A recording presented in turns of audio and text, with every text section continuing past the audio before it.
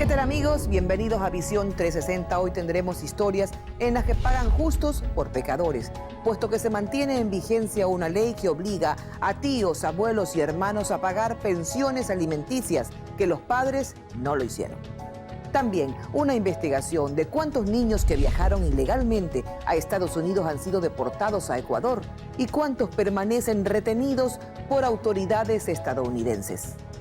Viajamos a Cuenca para documentar la historia de un refugio que se dedica a cuidar animales en peligro de extinción y donde también hay nacimientos de especies en cautiverio. Esto es Visión 360. Aquí empezamos.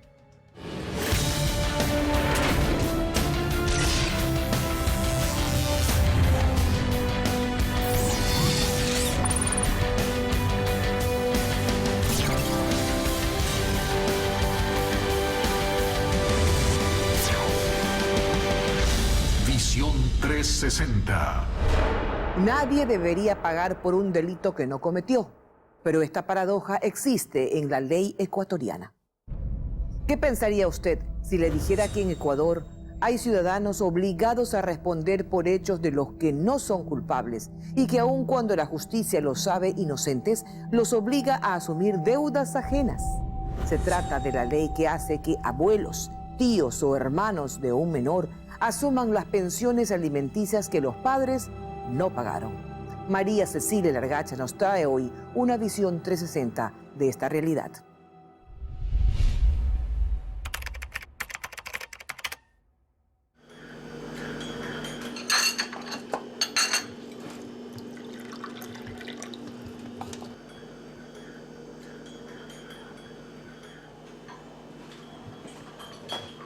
El problema se produce a raíz de que lo asesinan a mi hijo. A los 2 meses de que lo asesinan, la señora mamá de esta niña me demanda. No pude pagar, vino el juez y dictó una orden de prisión y después una orden de allanamiento a mi hogar. Les pedía, por favor, no se lleven a mi mamá, que ella no ha hecho nada. ¿Por qué razón? Como una delincuente. ¿Y cuál era el delito? Haber sido abuela.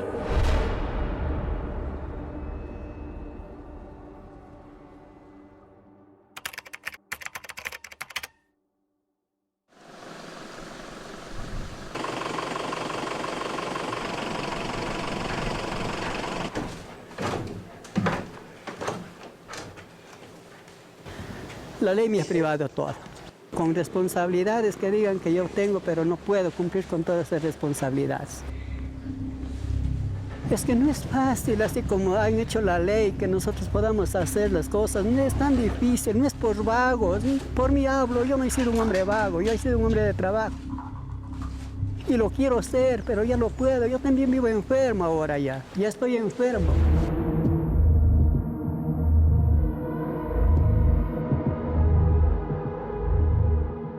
Este reportaje habla de una ley, o mejor dicho, de un artículo incluido dentro del Código de la Niñez y Adolescencia. Un artículo cuya intención es despejar dudas a la hora de establecer quién es el responsable de mantener a un menor. Obviamente los responsables primarios son los padres, pero este artículo, el número 5 para ser exactos, habla de lo que ocurre en caso de que uno de los padres no pueda mantener al niño, ya sea por ausencia, impedimento, insuficiencia de recursos o cualquier causa. Aquí la ley habla de obligados subsidiarios. Y establece un orden.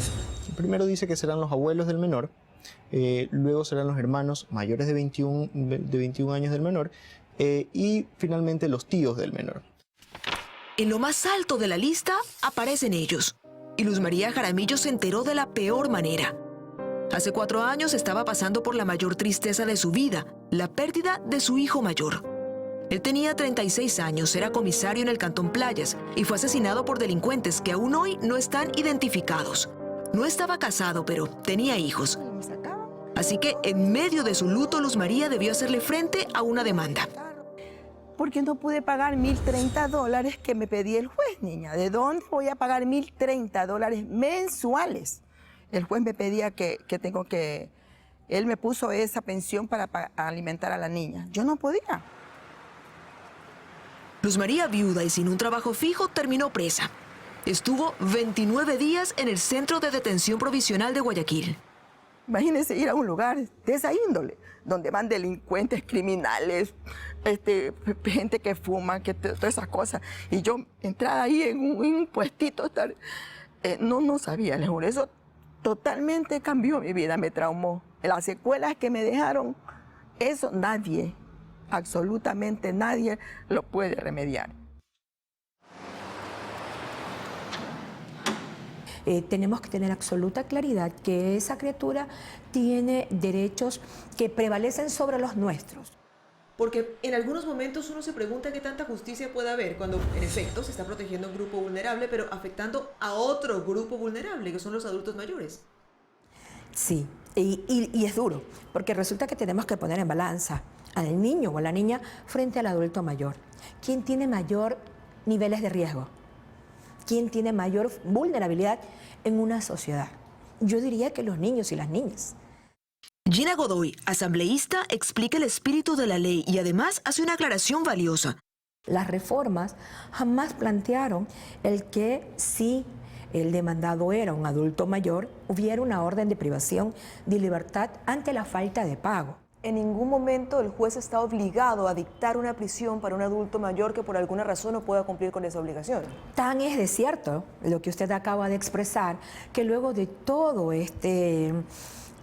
estas noticias que conmovieron al país porque contaban casos muy dramáticos de personas adultas mayores, la Asamblea no ha hecho reforma alguna y ahora no conocemos, los medios no nos han contado de casos en los que se haya dispuesto por parte de una autoridad judicial la privación de libertad de una persona adulta mayor.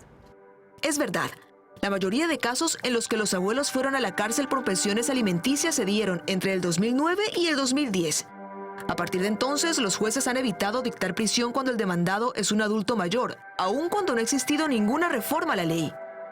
Pero que no vayan a prisión no quiere decir que no tengan que responder. Si no, basta con preguntarle a Polibio. Esta es la foto de su hijo hace 5 años, cuando emigró a los Estados Unidos.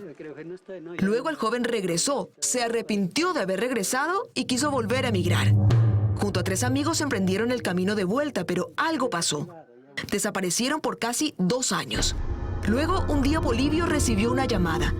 Le decían que su hijo estaba en Gualaceo, pero que no era el mismo. Caminando y totalmente perdido el conocimiento, que hasta la vez él está sin conocimiento, como cualquiera puede venir y ver y observar que él no está en conocimiento. No sabe qué le pasó. No sabe y ni puedo saber qué es lo que pasó. ¿Y la gente que andaba con él?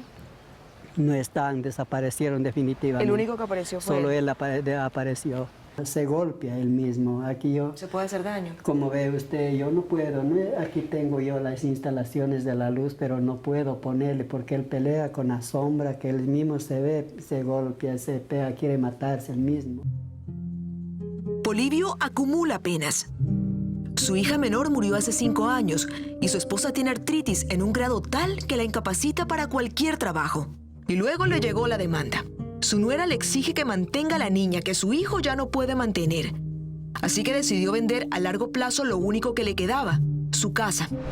Ahora vive en una prestada por su cuñado y lo que le pagan por la suya le sirve para completar la deuda que le impuso el juez. Pero ellos me van dando de $50 mensuales. ¿Eso le pagan a usted de por eso su yo casa? tengo que pagar de las pensiones alimenticias.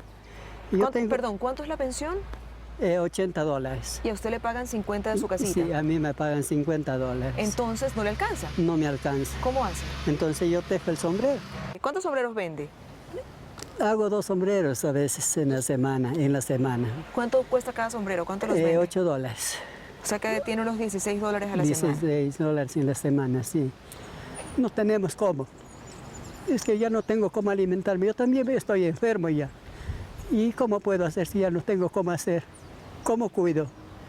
No sé. Realmente es difícil. ¿Almorzaron hoy? ¿Comieron? No almuerzo.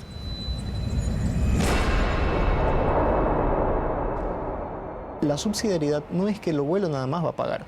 Depende ya en el momento en que se traba la litis o se entabla el juicio, la defensa de los abuelos o del demandado para poder alegar que existen otros otros obligados subsidiarios, como los tíos del menor, ¿verdad?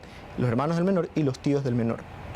En este caso hipotético que le planteo, si el abuelo si el abuelo también es de escasos recursos, la defensa de ese abuelo deberá de traer al juicio o a colación, digamos, la capacidad económica y la existencia de estos otros subsidiarios. Es decir, que hay posibilidad de apelación. Correcto.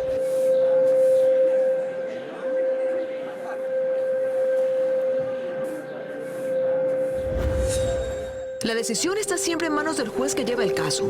Por eso, esta familia, los Cedeño Vera, quisieran que la juez que decidió dictar prisión contra sus padres, ambos de 95 años, les diera al menos una explicación. Esto no es un caso reciente, tuvo lugar en el 2010, pero sí es irremediable. El anciano murió en su prisión domiciliaria y los hijos denunciaron públicamente que la decisión judicial tuvo mucho que ver. Y estamos toda la familia consternados por lo que ha sucedido desde que le mandaron ese papel. El de ahí comenzó a enfermarse. Y con ese problema lo llevó a la muerte de mi padre. Pero póngase usted en mis zapatos. Andrea está en cambio en la otra orilla. Cuando estaba embarazada de sus mellizos, descubrió que su esposo le era infiel. Él se fue de la casa y la dejó sola con los gastos de su embarazo y de su hijo mayor.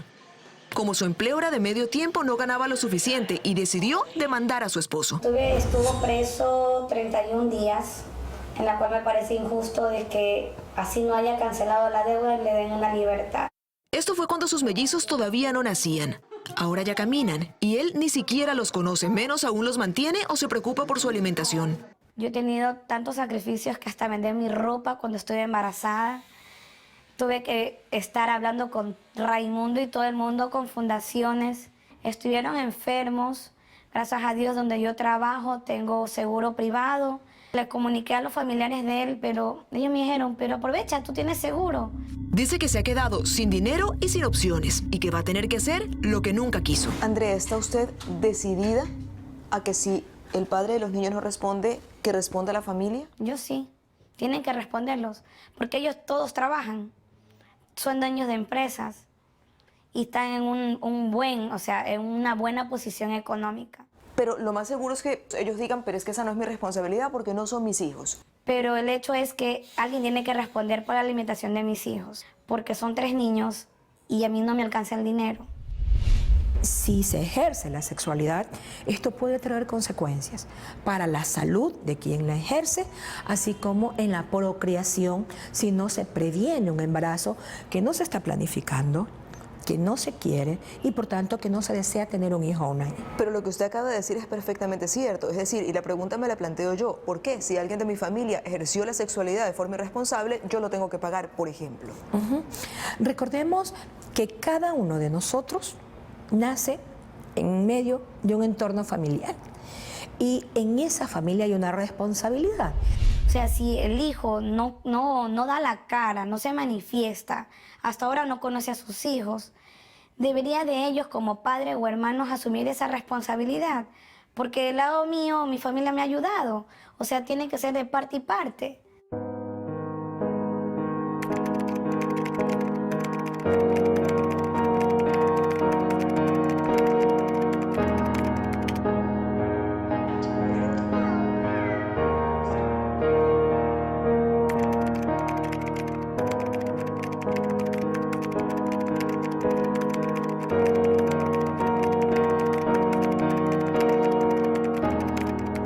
Ahí entraron los policías a quererme llevar de nuevo. Ya criamos nuestros hijos, los alimentamos, les dimos educación. Y después que tener que criar también, alimentar y educar a los nietos. No puede ser. Ya a una edad, ya uno no puede.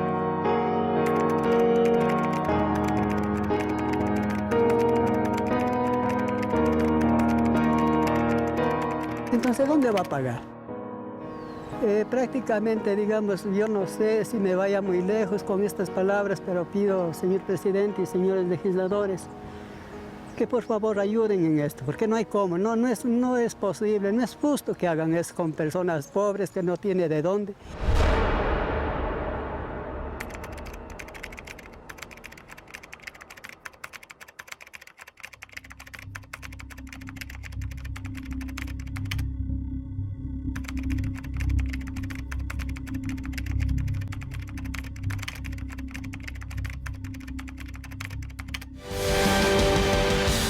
Cientos de niños ecuatorianos están retenidos en los Estados Unidos. ¿Qué está haciendo el gobierno ecuatoriano para evitar esta inmigración ilegal? ¿Cómo es la deportación de los pequeños compatriotas? Ya regresamos y se lo contamos.